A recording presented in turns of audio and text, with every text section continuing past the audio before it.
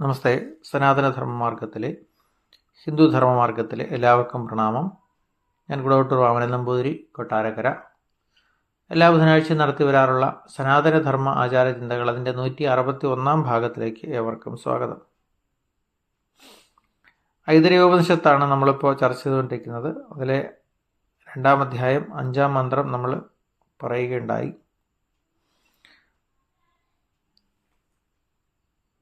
ആറാം മന്ത്രത്തിൽ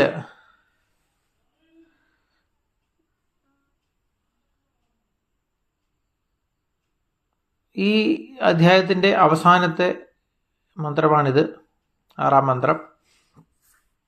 അതിൽ ഗർഭത്തിൽ നിന്ന് തന്നെ ആത്മജ്ഞാനം നേടിയ വാമദേവ ഋഷിക്കുണ്ടായ അനുഭൂതിയെക്കുറിച്ച് വിവരിച്ചുകൊണ്ട് ഈ അധ്യായം അവസാനിപ്പിക്കുകയാണ്.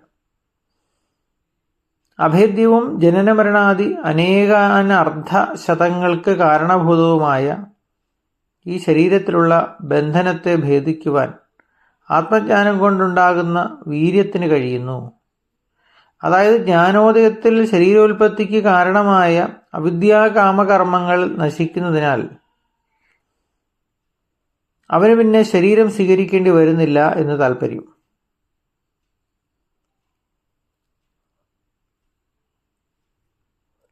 സംസാരത്തെ അപേക്ഷിച്ച് പരമാത്മഭാവം മേലെയായതുകൊണ്ട് ഊർധ്വ എന്ന് പറഞ്ഞിരിക്കുന്നു മന്ത്രത്തിൽ.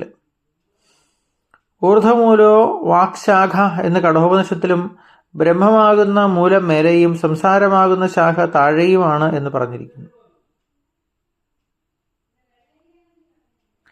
ജ്ഞാനിയായ ഒരുവൻ ജീവിച്ചിരിക്കുമ്പോൾ തന്നെ വിഷയാനന്ദങ്ങൾക്കെല്ലാം അതീതമായ ബ്രഹ്മാനന്ദത്തെ പ്രാപിച്ചിരിക്കയാൽ ആപ്തകാമനായി തീരുന്നുവെന്നാണ് എല്ലാ ആഗ്രഹങ്ങളെയും പ്രാപിച്ചിട്ട് എന്നുള്ളത് കാണിക്കുന്നത്.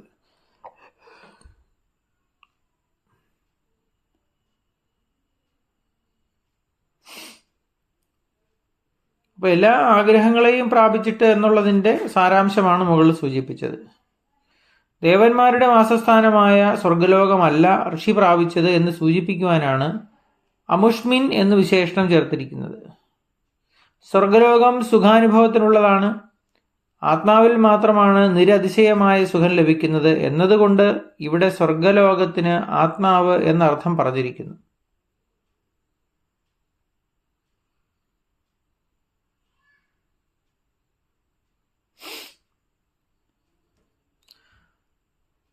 സ്വർഗലോക എന്നതിന് തത്വജ്ഞാനാർജിതേ സ്വപ്രകാശത്വേന അവലോക്യമാനേ സ്വസ്വരൂപേ എന്ന് വിദ്യാരണ്യമുനി അർത്ഥം പറയുന്നു. ഭൂമിയിലും സ്വർഗത്തിലുമുള്ള എല്ലാ സുഖങ്ങളും അതിൻ്റെ അംശങ്ങൾ മാത്രമാകുന്നു. ആ സ്വസ്വരൂപമായ സത്യാത്മാവിൽ അദ്ദേഹം അമൃതനായിത്തീർന്നു.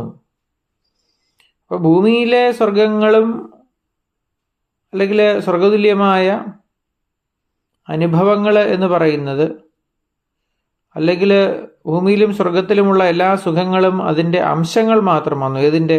പരമാത്മാവിൻ്റെ. ആ സ്വസ്വരൂപമായ സത്യാത്മാവിൽ അദ്ദേഹം അമൃതനായിത്തീരുന്നു.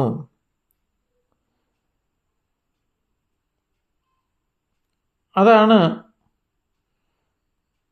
ആ അമൃതത്വമാണ്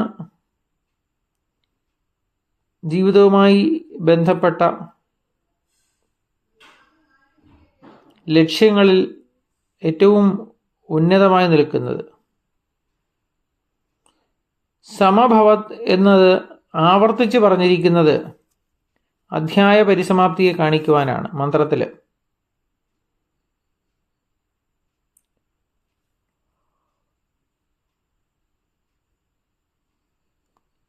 ഇവിടെ ജ്ഞാനം ലഭിച്ചതിന് ശേഷം മരിച്ചാൽ മറുലോകത്തിൽ പോകേണ്ടതില്ല, പുനർജന്മം ഉണ്ടാകുകയില്ല. എന്നാൽ ജ്ഞാനം ലഭിക്കാത്ത കാലത്തോളം സംസാരത്തിലേക്ക് തിരിച്ചു വരേണ്ടതായിട്ടുണ്ട്. ഒരു പ്രകാരത്തിലും ഒഴിഞ്ഞു മാറാൻ ഒക്കുകയില്ല. അത്രയും കാലം പരലോകവുമുണ്ട്.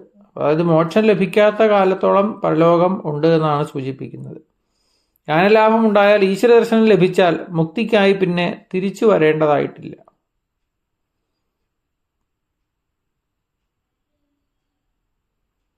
ഇതിനായിട്ടൊരു ഉദാഹരണം പറയുന്നത്, വേവിച്ച നെല്ല് വിതച്ചാൽ അത് മുളച്ച് ചെടിയാകുകയില്ല. അതുപോലെ ഒരുവൻ ജ്ഞാനാഗ്നിയിൽ വെന്ത് കഴിഞ്ഞാൽ അയാളെ കൊണ്ട് പിന്നെ സൃഷ്ടിയുടെ കേളി നടക്കുകയില്ല എന്ന് സൂചിപ്പിക്കുന്നു. അതായത് അയാൾക്ക് ലൗകികമായ താല്പര്യം ഉണ്ടാവുകയില്ല, അയാൾക്ക് സാംസ്കാരികമായ ജീവിതവും നയിക്കാനാവില്ല. അതിനുദാഹരണം പറയുന്നത്, വേവിച്ച വിത്ത് പാടത്ത് വിതച്ചാൽ എന്തായിരിക്കും അവസ്ഥ എന്ന ചോദ്യമാണ്. ഇപ്പൊ പാകത വന്നു കഴിയുമ്പോൾ ഈ പറയുന്ന ലൗകികമായ ചിന്താഗതികൾക്ക്, സാംസ്കാരികമായ ജീവിതത്തിന് പ്രാധാന്യം ഉണ്ടാവില്ല എന്നാണ്. അതായത് ലൗകിക ജീവിതത്തോടുള്ള നിസ്സംഗാവസ്ഥ മുക്തി കൊണ്ട്, ഈശ്വര അനുഭവം കൊണ്ട് അല്ലെങ്കിൽ ഈശ്വര അനുഭൂതി കൊണ്ട് ഉണ്ടായിത്തീരും എന്ന് ഇവിടെ സൂചിപ്പിക്കുന്നു.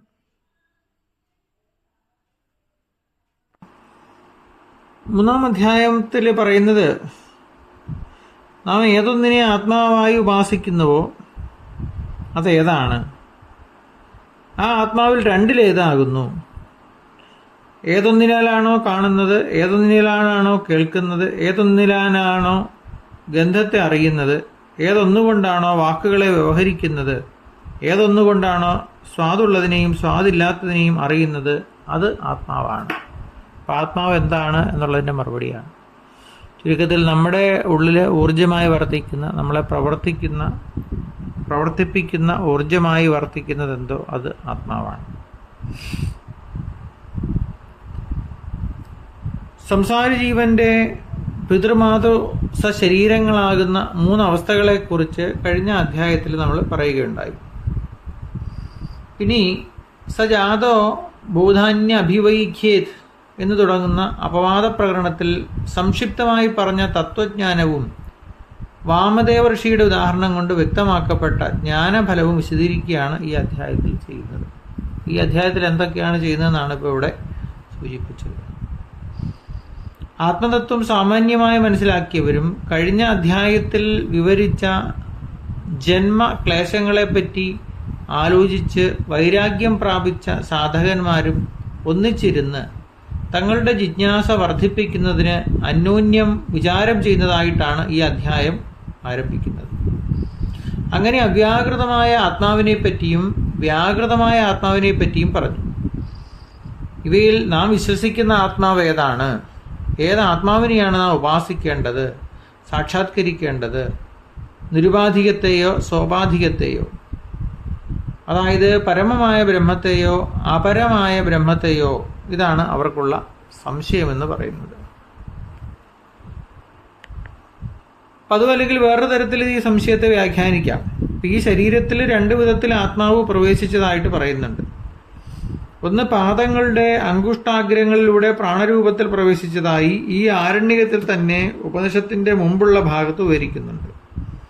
2, ശിരസിനെ ഭേദിച്ച് ബ്രഹ്മരന്ധ്രത്തിലൂടെ ജ്ഞാനശക്തി രൂപത്തിൽ പ്രവേശിച്ചതായി ഈ ഉപനിഷത്തിലും പറയുന്നു.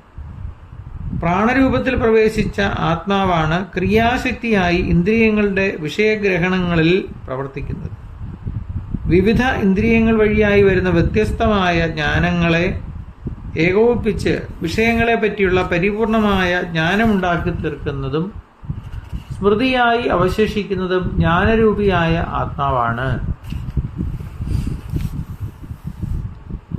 ഇവയിൽ സാധാരണ ജനങ്ങൾ ധരിക്കുന്നത് പോലെ വിവിധ ഇന്ദ്രിയങ്ങളിലൂടെയും മനസ്സിലൂടെയും പ്രത്യക്ഷപ്പെടുന്ന ഉപാധിവിശിഷ്ടമായ ചൈതന്യശക്തിയെയാണോ നാം ആത്മാവായി ഉപാസിക്കേണ്ടത്, അതോ ഇവയുടെ എല്ലാം പിന്നിൽ നിൽക്കുന്ന നിർവികാരവും നിരുപാധികവുമായ ജ്ഞാനശക്തിയെയാണോ?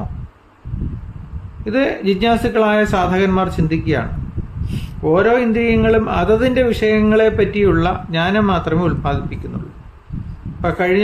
കണ്ണ് രൂപത്തെപ്പറ്റിയും, ചെവി ശബ്ദത്തെപ്പറ്റിയും, നാക്ക് രസത്തെപ്പറ്റിയും, മൂക്ക് വാസനയെപ്പറ്റിയും ഉള്ള ജ്ഞാനമുണ്ടാക്കുന്നത് അവയിലൂടെ ചൈതന്യശക്തി അഭിവ്യക്തമാകുന്നതിനാലാണ്. ആ ദേഹേന്ദ്രിയ സംഘാതത്തിൽ അഭിമാനത്തോടു കൂടിയ ചൈതന്യത്തെയാണ് ആത്മാവായി സാധാരണ ജനങ്ങൾ വിശ്വസിക്കുന്നത്.